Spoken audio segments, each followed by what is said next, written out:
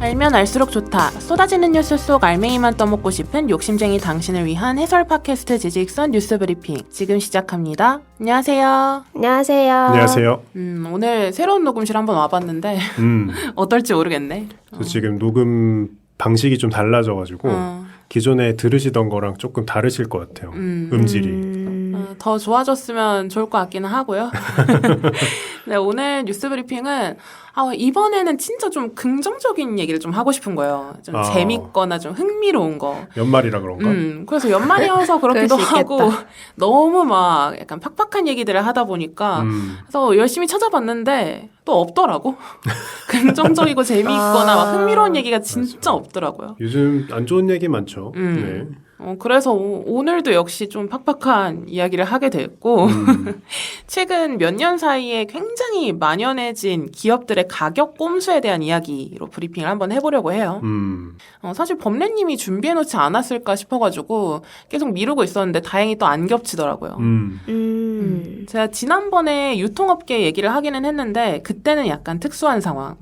미국 경제가 어려워지면서 약탈이 만연해지고 그것 때문에 유통업계가 몸살을 앓고 있다. 이런 이야기였다면 오늘은 상황을 좀 틀어서 경제가 어려워지면서 업체들 중에서도 특히 식품업계가 어떻게 소비자들한테 눈속임을 해가지고 판매를 하고 있냐 이런 이야기가 될 텐데요.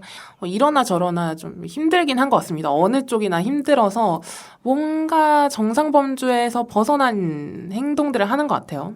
아무튼 오늘 에피소드로 소개해드릴 눈속임은 세 가지로 나뉘는데 일단 첫 번째는 슈링크플레이션입니다. 슈링크플레이션. 예상하시는 것처럼 당연히 인플레이션이랑 앞에 붙은 슈링크의 합성어겠죠.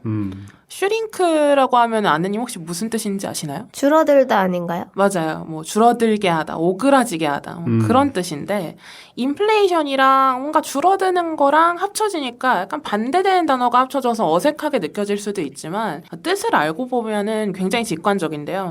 상품의 양을 줄여서 실질적인 가격을 오르게 한다는 거예요. 가격이 오르게 한다. 그러니까 단위당 가격이 올라가는 거니까 가격은 그대로여도 사실상 인플레이션이다. 개념 자체 어렵지 않죠? 뭐 저희가 너무 잘 겪고 있는 문제 아닌가요? 뭐 가장 간단한 예로는 공깃밥의 사이즈가 나날이 식당에서 나날이 줄어들잖아요. 네. 근데 식당 가도 예전에는 진짜 공깃밥 시키면 맨날 남고 그랬거든요. 배불렀죠. 배불렀는데 요새는 그냥 딱 적당하게 나오는 것 같기는 해요. 뭐 그런 것도 있겠고 실제로 공산품에서 중량을 줄이는 사례들이 있는데 오비맥주 같은 경우에는 번들 판매하는 캔 중량을 375에서 370ml로 줄였다고 하고요. 동원 참치도 한 캔에 100g에서 90g. 그리고 많이들 좋아하시는 고향만도 있죠. 이것도 415g에서 378g으로 대폭 중량을 줄였다고 합니다. 아무래도 경제 상황 자체가 가격 인상이 불가피한 상황인데 가격을 올리게 되면 소비 심리도 위축되고 브랜드 이미지에도 영향이 있다 보니까 차라리 양을 줄이자 이렇게 선택을 한 거죠. 근데 중량을 늘릴 때는 기업들에서 항상 막 더 커진 뭐 사이즈업 이런 거 막 붙여놓는데 중량을 줄이는 거는 당연히 뭐 소리 소문 없이 그대로 팔고 있겠죠. 기업 입장에서야 합리적인 선택일 수는 있지만 이런 사례들이 많아지다 보면 소비자 입장에서는 배신감이 드는 건 어쩔 수가 없죠.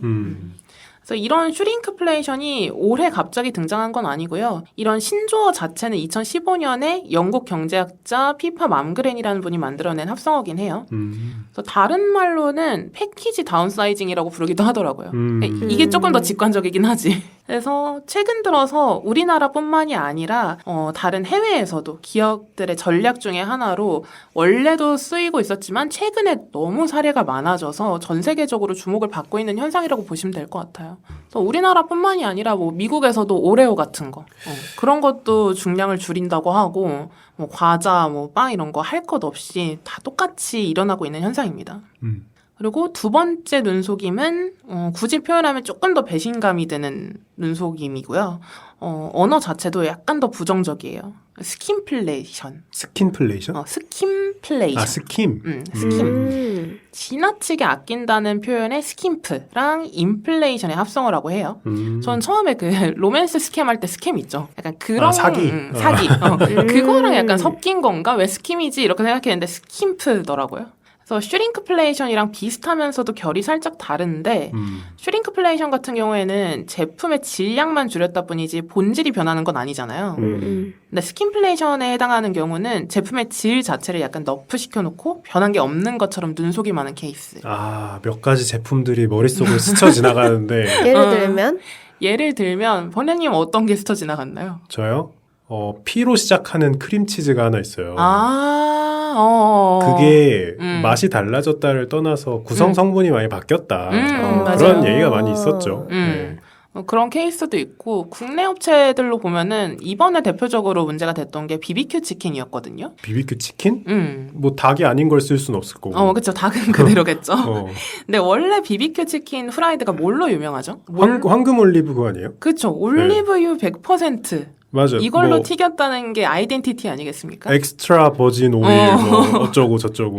진짜 오래전부터 지금까지 계속 그 올리브유 자체로 튀겼다라는 게 자부심 같은 거였는데 이 튀김용 기름을 얼마 전에 100% 올리브유에서 올리브유 반, 해바라기유 반 블렌딩 기름으로 바꿨다고 해요.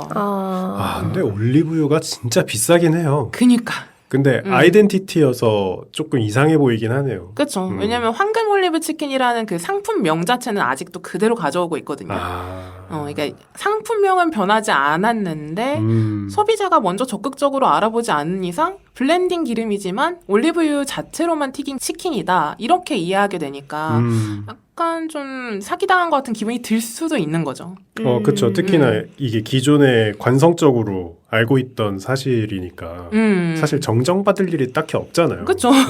누가 저희는 이제 100%에서 지금부터 해바라기입니다 이렇게 얘기 안 하니까. 해바라기유 하프로 넣겠습니다. 이렇게 아무도 그렇게 안 하니까. 근데 또 기업 입장에서는 범래님 지금 말했던 것처럼 스페인산 올리브유 가격이 장난 아니어도 계속 폭등해가지고 몇 년 사이에 거의 한 3배 정도 올랐다고 보시면 될 것 같아요.